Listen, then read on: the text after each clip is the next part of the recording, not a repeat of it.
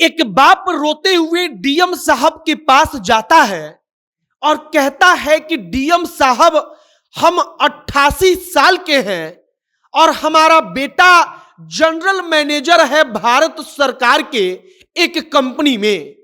जब डीएम साहब सुनते हैं तो वह पूछते हैं कि बताइए। वह 88 साल का बाप रोने लगता है और रोते हुए कहता है कि हम रिटायर्ड कृषि अधिकारी हैं।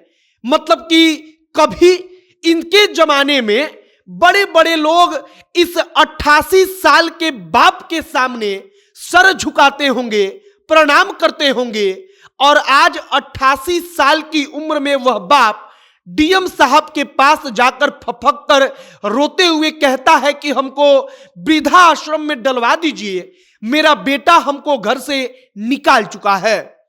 डीएम साहब जब सुनते हैं तो उनका खून उबल पड़ा। उन्होंने अपना लैंडलाइन उठाया और बेटे को फोन किया, और जब बेटे को डीएम साहब ने अपने बातचीत से समझाया, उसको कानून सिखाया, उसको नैतिकता सिखाई, तब बेटा कहा कि अपने पिता को हम रखेंगे। आगे आपको यह पूरी कहानी हम सुनाएंगे और कहानी आप जरूर सुनिए, क्योंकि आज के जमाने की सच्चाई यही है। आगे बातचीत करने से पहले हमारा परिचय। और नमस्कार, मेरा नाम है मोहित कुमार सिंह और आप जनता जंक्शन देख रहे हैं।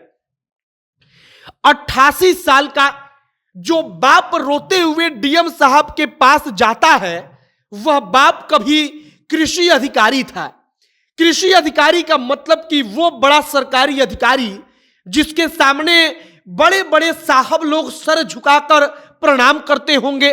और उस बाप की किस प्रकार हालत हो गई जब बेटे ने घर से निकाल दिया 88 साल की उम्र में, वह आपके सामने है और यह अपने समाज की एक कड़वी सच्चाई है। अब मामला बुलंदशहर का है।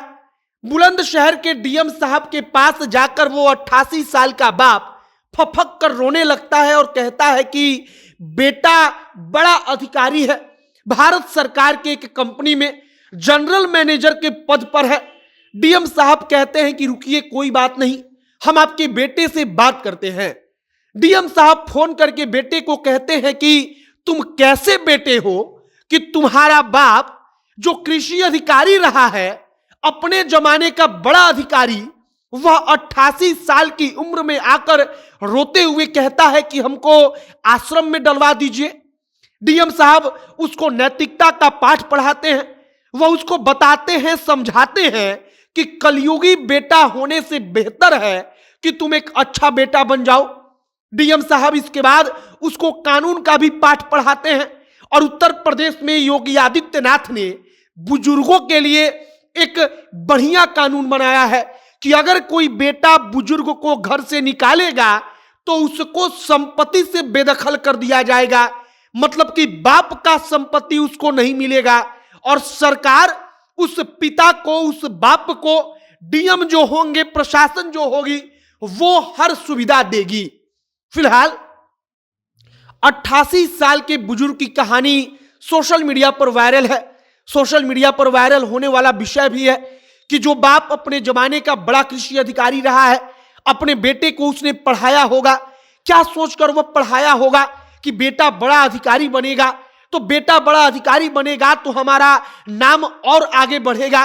लेकिन वही बाप 88 साल की उम्र में डीएम के सामने आकर रोने लगता है, सिर्फ और सिर्फ इसलिए क्योंकि उसके पास रहने के लिए कोई जगह नहीं, बेटे ने उसको घर से निकाल दिया है। डीएम साहब उस बेटे को कहते हैं कि तुम्हारा भी लड़का है और याद रखो कि तुम्हारा भी लड़का जब तुम बूढ़े हो जाओगे तब तुमको घर से निकाल देगा, और हो सकता है कि अगर वह भी निकाल दे तो सोच लो कि तुम्हारे ऊपर क्या बीतेगी। बेटा इसके बाद तैयार हो जाता है। वह तैयार हो जाता है कि अपने पिता को हम अपने साथ रखेंगे।